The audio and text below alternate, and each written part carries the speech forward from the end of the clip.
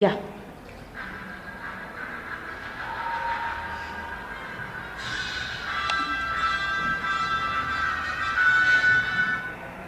Egun on guztioi, asteartero bezala nahirekin egongo zarete, zingle irratsaioan. Gaur, gurekin David Bisbal duela asko famatu egin zen abeslea eta Michel Tello duela gutxi ospetsu egindako abeslaria gurekin egongo dira. Hemenik gutxira, David Bisbal izango dugu gurekin.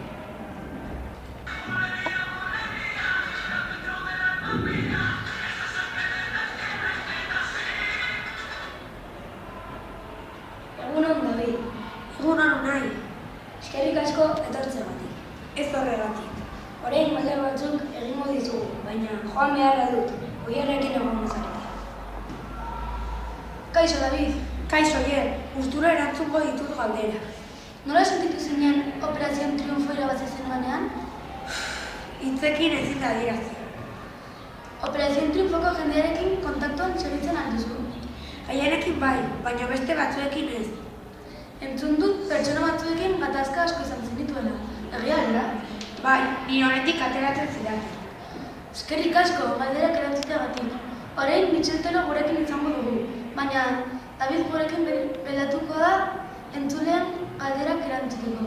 Orain deskantzatu bat, eta bitartean Michel Telloren abestirik famatuekin.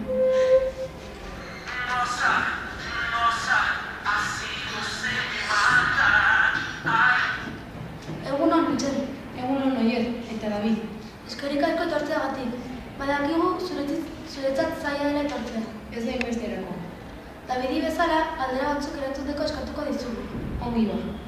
Nola sortu zenuen Adizutxipego kanta? Aste horitxu batean nire familiaren laguntzez. Barik entzun nuen norbaiti kopiatu zeniola. Egia da hori, Michel? Ez, hori ez da egia. Bueno, orain entzulen txanda da. Aber, tiba dugu, nor da? Kaixo, nahi naiz, eta bai, egia da, nik entzun nuen, kopiatu zenuen. Zer esaten duzun? Nor zara, Barkatu mozteagatik irratsaioa, baina moztu behar genuen gatazka.